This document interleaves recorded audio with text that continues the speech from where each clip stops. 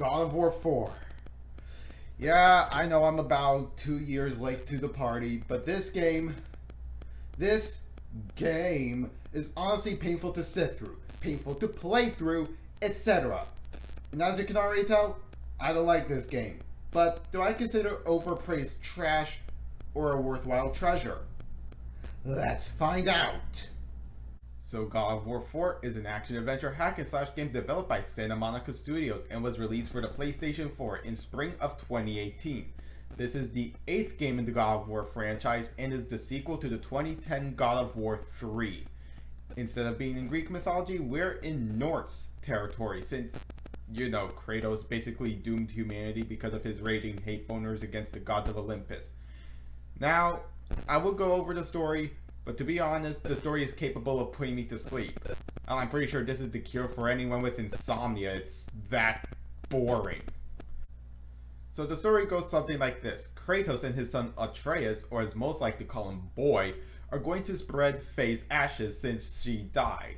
On the way, we meet many gods of Norse mythology, such as Freya, Magni, and Modi, the sons of Thor, Balder, Thor's brother, and at the end of the game, Thor himself.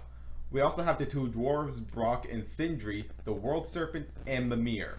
But our main goal is to get to the realm of Jotunheim, aka the realm of the giants, and spread Faye's ashes. And this is basically the story of God of War 4. Overall, while it is good, this just doesn't seem like something Kratos would do after basically releasing chaos upon all of Greece back in God of War 3. But how's the gameplay? If there is even any gameplay to begin with. The gameplay of God of War 4 plays almost like any other God of War game. Keep in mind I said almost.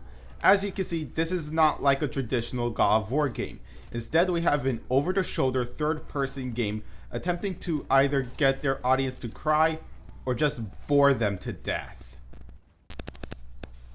The actual gameplay is pretty solid. The Leviathan Axe is pretty great as a one-on-one melee weapon, and once I got the Blades of Chaos, those pretty much became my go-to weapon for the entire game. Almost. Much like with the DMC reboot, there are color-coded enemies, but they're different. When an enemy is blue, you use the Blades of Chaos, and if they're red, you use the Leviathan Axe. So while the regular gameplay is great, the color-coded enemies kinda drag the game. Graphics-wise, if you're more into how a game looks, or one of the people who bitches and complains about the trees in Pokemon Sword and Shield, then fret no more, because this game looks magnificent, even on a PlayStation 4 Slim like I have. We also have some RPG mechanics. Why are RPG mechanics in a game like this? Like, good God, if I want to play an action RPG, I just pop in Final Fantasy 15. At least that game keeps me interested, unlike this failed abortion. Now, of course, there are some optional side quests, but one of those side quests in particular is going toe-to-toe with the 8 Valkyries, and holy shit, they're hard, but fun to fight. After beating 8 of them, we go to the Council of the Valkyries, and there we faced against the hardest boss in the entire game, Sigrun, the Valkyrie Queen. Now, usually one of the regular Valkyries would take me around 4, maybe 6 attempts. But with Sigrun, I think I died around 15 times. Maybe a bit more, maybe a bit less. And that was with the Berserker Resurrection Stone for that full rage meter. But overall, I say the Valkyrie fights are definitely worth your time. Much like with the Divine Beasts from Breath of the Wild, you can tackle them in whatever order you want.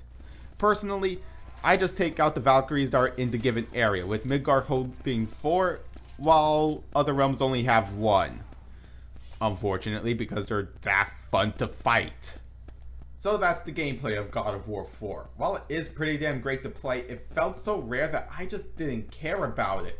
Plus, I'm not necessarily a big fan of the color-coded enemies, or the forced RPG mechanics. The OST is forgettable. Most of it is just orchestral ha's trying to get someone to cry, especially at the final cinematic. But let's recap. The story is good but fucking boring to watch, the gameplay is great, and the Valkyrie fights are fun, and the OST is forgettable. So, is God of War 4 really this masterpiece of a game that IGN gives it a perfect 10 and most other critics give it a near perfect score? No, it's not! In all honesty here, this may not be the most boring game I played, but it's pretty damn close if it wasn't for the gameplay and the Valkyrie fights. This is coming from someone who played the likes of Superman 64, Sonic 06, Devil May Cry 2, Castlevania The Adventure, Castlevania 2 Belmont's Revenge, and Simon's Quest. So, overall, God of War 4 gets my score of a 5 out of fucking 10, with my seal of a fake-ass movie game. I don't outright hate this game. Keep in mind I love the Valkyrie fights, but I just love the older God of War games more. If you want an emotional AAA story but done better, then play The Last of Us Remastered. At least Ellie is more likable than Atreus.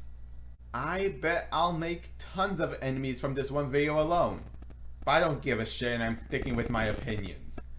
But I hope you all enjoyed this video. If you did, be sure to give it a like, and while you're here, subscribe and turn on the notification bell to be notified when I make a new video. Follow me on Twitter, Instagram, and GameJolt. Links are down below. As always, I've been Hurricane, and I will see you all in the next video.